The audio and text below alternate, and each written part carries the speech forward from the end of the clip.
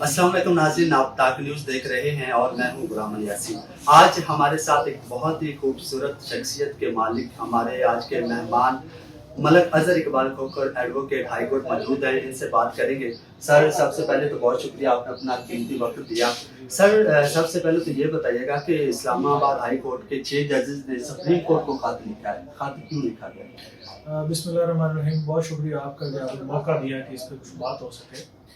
Basically تھوڑا سا clear کر دوں کہ یہ جو خط لکھا گیا یہ 6 ججز کی طرف سے سپریم جوڈیشل کونسل کو لکھا گیا، ٹھیک ہے۔ اب سپریم جوڈیشل کونسل جو ہے وہ کانسٹیٹیوٹ ہوتی ہے کانسٹیٹیوشن آف پاکستان کے انڈر، تو جس میں بیسیکلی ججز کے معاملات کو دیکھا جاتا ہے۔ اب یہ چونکہ ایک نئی پریسیڈنٹ قائم ہوئی ہے کہ کچھ ججز نے ایک سپریم جوڈیشل کونسل کو لیٹر لکھا، لیکن جو مین نقطہ میری نظر میں ہے ادھر خط لکھنے کی جو مین وجہ میں سمجھ رہا ہوں وہ یہ تھی کہ کچھ عرصہ پہلے ان 6 ججز نے اپنے چیف جسٹس کو ایک لیٹر لکھا تھا، ایک کمپلین ٹائپ کی لیٹر لکھا تھا کہ جس میں لکھا گیا تھا کہ آئی ایس آئی والے جو ہے یا کچھ ادارے کے لوگ جو ہیں مختلف اداروں کے لوگ ان کو پریشرائز کر رہے ہیں اور اپنی مرضی کے فیصلے کروانا چاہ رہے ہیں اور اس کے اوپر بیسیکلی ایکشن نہیں ہو سکا۔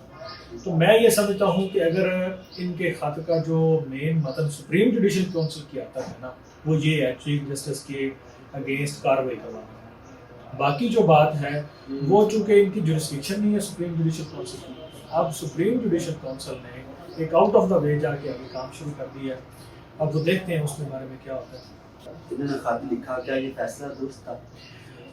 اگر میں اس چیز کو دیکھوں کہ یہ درست ہے کہ نہیں درست ہے تو میرا خیال ہے، میری رائے اس میں یہی ہے کہ درست فیصلہ ہے، لیکن سپریم جوڈیشل کونسل کو یہ خط لکھنا یہ ساری معاملات کی بابت وہ میرا خیال ہے قانون کے مطابق نہیں۔ اب بیسیکلی ہونا یہ چاہیے تھا کہ یہ خط سپریم کورٹ میں ڈائریکٹلی طور پہ جانا چاہیے تھا چیف جسٹس کے پاس اور یہ ریکویسٹ کرنی چاہیے تھی کہ چیف جسٹس آف پاکستان اس معاملے کے اوپر 100 موٹو۔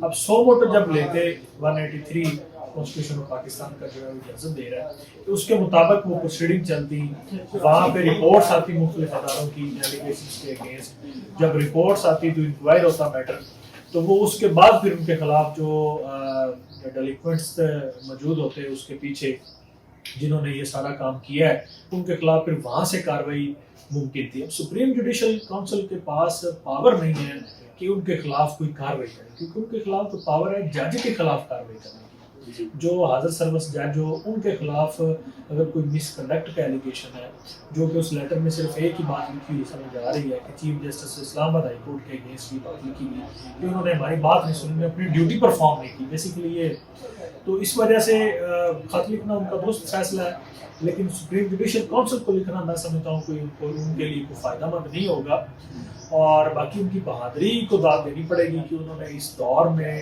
اتنا بولڈ سٹیپ لیا اور دنیا کو پورے پاکستان کے لوگوں کو دکھایا کہ ایکچولی یہ ہو۔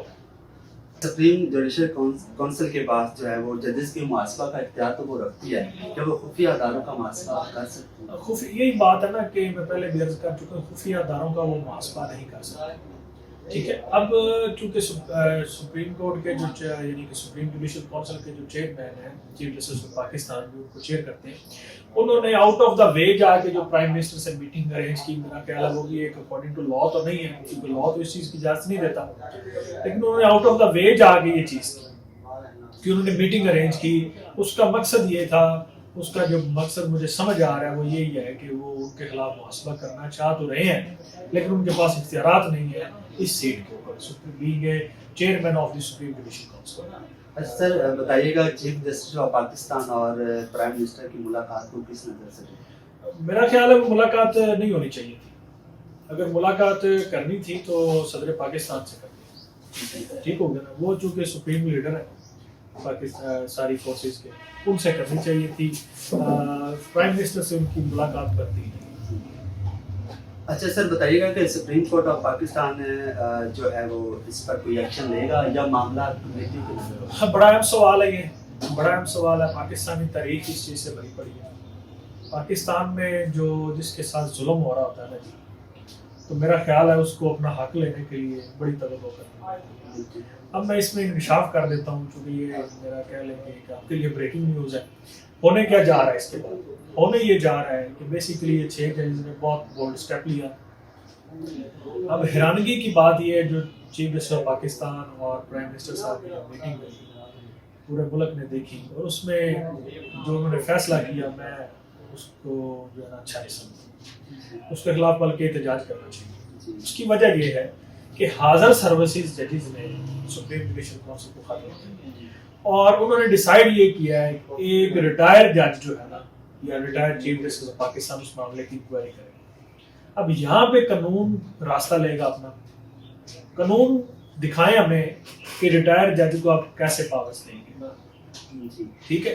اگر اس کو آپ پاورز دے دیں گے تو ٹی او آرز بنائیں گے، کوئی ایس او پیز بنا دیتی فیڈرل گورنمنٹ، تو اس کی امپلیمنٹیشن کس قانون کے تحت ہوگی؟ پھر آپ کو وہ قانون بنانا پڑے گا۔ فار ایگزامپل یہ ہے کہ اگر وہ آئی ایس آئی کے سربراہ کو بلوانا چاہ رہے ہیں اپنے پاس تو کس قانون کس اختیار کے تحت؟ وہ اس کے پاس نہیں آئے گا، اس کے پاس کیا پاور ہوگی؟ کیا وہ کنٹیمپٹ آف کورٹ لگائے گا؟ پھر نہیں لگا سکتے کیونکہ وہ ریٹائر جج ہے، وہ ایز اے کمیشن کام کر رہے ہیں، ٹھیک ہے؟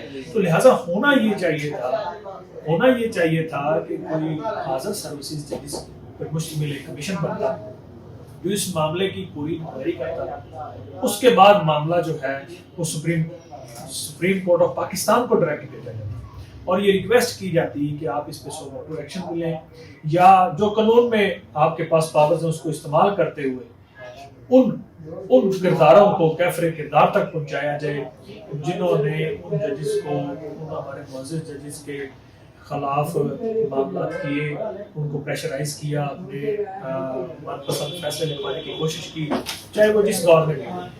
پہلی بات۔ دوسری بات یہ ہے کہ اب ہونے کیا جا رہا ہے، وہ میں پہلے بات کر رہا تھا، ہونے یہ جا رہا ہے بیسیکلی اس سے تو یہ لگ رہا ہے کہ ان 6 ججز کے خلاف ہی ٹرائل شروع کیا جا رہا ہے، ٹھیک ہے؟ اب دیکھیں نا کہ یہ 6 ججز کے ایک سابق جسٹس کی اوپینین آ جائے گی، اگر فار ایگزامپل وہ ایجنسیز کی دباؤ میں آ کے ان کے خلاف اوپینین دے دیتے ہیں کہ یہ انہوں نے سیلف میڈ ایلیگیشنز لگائے ہیں، وہ تو مس کنڈکٹ میں آ جائے گا۔ ایجنسیز کے وہ دباؤ میں آ سکتے ہیں۔ سابق کوئی بھی جج ہے تو اس کی کیا پاور ہے اس میں؟ حاضر سروسز ججز خود کہہ رہے ہیں کہ وہ دباؤ میں آ رہے ہیں جس طرح کے معاملات ہیں، تو سابق جج جو وہ کیوں نہیں دباؤ میں آ سکتا؟ ٹھیک ہے، وہ تو بڑا آسان ہے کیونکہ اس کے پاس تو پاور بھی نہیں ہے۔ Commission as a commission T O Rs آپ بنائیں گے تو اس میں کیا پاورز دیں گے؟ کتنی کو پاور دیں؟ آپ اس کو آئی ڈی شیٹ کی تو پاور نہیں دے سکتے، آپ اس کو چیف جسٹس آف پاکستان کی پاور تو نہیں دے سکتے، ٹھیک ہے؟ آپ اس کو آرمی چیف کی پاور تو نہیں دے سکتے، سمجھے بات؟ ہوتے وہی ہوتے ہیں جو حاضر سروسز میں ہوتے ہیں۔ اب جب ان کے خلاف وہ کمیشن ان کے خلاف رپورٹ دے دے گا یہ self made allegation, for example ایک بات کر رہا ہوں، پھر ان کے خلاف کیا ہوگا؟ ان کے خلاف وہ آرٹیکل 209 کی کاروائی شروع ہو جائے گی، وہ پھر پریزیڈنٹ کو بھی لکھ سکتے ہیں، پریزیڈنٹ لکھ سکتا ہے سپریم جوڈیشل کونسل کو کہ یہ ججز نے مس کنڈکٹ کیا ہے، ہمارے آئینی اداروں کو تباہ کرنے کی کوشش کی، ان کے اوپر سنگین الزام لگائے ہیں، انہوں نے اپنی ڈیوٹی پرفارم نہیں کی، انہوں نے ڈیوٹی سے ہٹ کے کام کیا ہے، یہ ایلیگیشن لگ جائیں گے ان 6 ججز پہ۔ یہ جب لگ جائیں گے سپریم جوڈیشل کونسل میں معاملہ چلا جائے گا، یہ مس کنڈکٹ کے تحت ان کو سزا ہو جائے گی، یہ برطرف ہو جائیں گے نوکری سے۔ مجھے تو یہ لگ رہا ہے بظاہر آپ اس طرح نہ کریں، ٹھیک ہے؟ یہ بڑا غلط فیصلہ ہے جو کر رہے ہیں۔ حاضر سروسز ججز پہ کمیشن مشتمل ہونا چاہیے جو پاور رکھتے ہوں اور وہ سپریم کورٹ میں سبمٹ کریں رپورٹ، اور اس کے بعد سپریم کورٹ آف پاکستان اس رپورٹ کی روشنی میں ایکشن لے، پھر یہ محاسبہ ہو سکے گا اس طرح کے معاملات کا، پھر ہماری پاکستانی ہسٹری جو ہے وہ اس چیز سے کلیئر ہو سکتی ہے کہ اس طرح کے معاملات آگے نہ ہو سکیں۔ اور پھر میں دوبارہ کہوں گا کہ ججز کو داد دینی پڑے گی جنہوں نے اسٹیپ لیا ہے، ادروائز تو کوئی اسٹیپ لینے کے لیے تیار نہیں، جو اسٹیپ لیتا ہے وہ جیل میں چلا جاتا ہے، ٹھیک ہے؟ اور پاکستانی ہسٹری میں یہ پہلی دفعہ ہوا ہے کہ اگر سٹنگ ججز نے ہمارے اداروں کے خلاف ایکشن لیا ہے، یہ معاملات تو پہلے بھی ہوتے رہے، 1947 سے لے کے آج تک ہوتے رہے، لیکن پہلی دفعہ کے سامنے آئے ہیں لوگ، کچھ کردار سامنے آئے ہیں اور انہوں نے اسٹیپ لیا، تو لہٰذا یہ معاملہ بظاہر یہ لگ رہا ہے کہ ججز کو آپ پھنسا رہے ہیں، لیکن عوام جو ہے وہ سارا کچھ دیکھ رہی ہے، عوام کو سب پتہ ہے، پہلے بھی یہ چیزیں پتہ تو تھیں لیکن اس لیٹر سے وضاحت ہو گئی ہے، ایکسپلینیشن ہو چکی ہے، یہ میری گزارش ہے۔ اچھا سر، بتائیے گا کہ اس معاملے میں قانون کی پاسداری کی بڑی باتیں ہوتی ہیں، کیا آپ کو لگتا ہے کہ واقعی قانون جو ہے وہ اس کی پاسداری ہو رہی ہے، اس پر عمل ہو رہا ہے؟ دیکھیں کہ ساری دنیا دیکھ رہی ہے पाकिस्तानी अवाम नहीं, अब पूरी दुनिया देख रही है। आपने देखा नहीं कि उस दिन अमेरिका की पार्लियामेंट के अंदर क्या हुआ, उसके अंदर भी यही चीज़ें डिस्कशन हुई कि पाकिस्तान के अंदर कानून पे अमल दरामद हो ही नहीं रहा। आइन और कानून सिर्फ नाम का ही मौजूद है इस वक्त। गरीब के लिए कानून है, गरीब के लिए आइन है, अमीर आदमी और ताकतवर के लिए ना कानून है ना आइन है। आप देख रहे हैं, और जहाँ पे ताकत का इस्तेमाल हो रहा है वहाँ पे आइन भी खामोश हो रहा है, कानून भी आपका खामोश हो रहा है। तो लिहाजा ये बड़ा लम्हा फिक्री है। फिर मोस्ट इम्पोर्टेंट जो बात है वो ये है कि पाकिस्तानी अवाम ने 8 फरवरी को जो सलूक किया उस ताकतवर हल्के के साथ, ठीक है, तो बेसिकली तो अवाम ने तो आइन का इस्तेमाल किया, जो आप अपना आइनी हक था उसका इस्तेमाल किया, लेकिन उस आइनी हक को जूतों के नीचे रोल दिया गया। आप देख नहीं रहे, डेली सुप्रीम कोर्ट में बातें हो रही हैं, दिल्ली हाई कोर्ट में बातें हो रही हैं, और उसके बाद मामला जो हैं वो चले गए इलेक्शन कमीशन के पास। अब लम्हा फिक्रिया ये है कि हमने अपने आइन और कानून में आज तक कोई ऐसा कानून नहीं बनाया, और ना ही हमने लोगों को बताया ये कानून कि जिसके खिलाफ आपने कार्रवाई करनी है उसी अदारे के पास आप क्यों जा रहे हैं। आइन देख लीजिए कैसे अमल दरामद होगा। मैं मिसाल दे देता हूँ कि इलेक्शन कमीशन के खिलाफ लोग जा रहे हैं, इलेक्शन कमीशन के पास जा रहे हैं, उसके खिलाफ जा रहे हैं, उसी के पास जा रहे हैं। कहाँ इंसाफ होगा, कहाँ कानून और आइन की अमल दरामद हो सकती, पॉसिबल ही नहीं है इस वक्त। हमारे जितने भी आइन और कानून के रखवाले हैं और जिनके हाथ में ये भाग दौड़ है, उनसे मेरी गुजारिश है कि वो इस चीज को अमली जामा पहनाएं, इन बातों की हद तक। अच्छा सर, पाकिस्तान की जो तमाम बार काउंसिल्स हैं इस मामले में उनको क्या किरदार अदा करना चाहिए? हाँ, बिल्कुल सही सवाल है आपका, और बहुत अच्छा सवाल है कि बार काउंसिल जो है वो रीड किया जुडिशल सिस्टम का। तो बार काउंसिल्स को जैसे उन्होंने लेटर में लिखा कि एक कन्वेंशन बुलाना चाहिए, ये बात ठीक है, बार काउंसिल्स को कन्वेंशन बुलाने चाहिए और जुडिशली की पावरमेंट के लिए जो है बात होनी चाहिए। बातें तो पहले भी होती रही हैं, लेकिन इस वक्त बहुत जरूरत है। अब कई जजेस ऐसे हैं जो फैसले तो करना चाहते हैं, लेकिन कह लो कि उनकी आवाज़ दबाई जा रही है, उनकी कलम हाथ में पकड़ी जा रही है, उनको फैसले लिखने नहीं दिया जा रहा। जैसे ये इमरान खान वाले केसेस में आप देख लें, और लोग अक्सर सवाल करते हैं कि ये बार काउंसिल जो है ये सियासी जमातों का आलाकार बन चुकी है।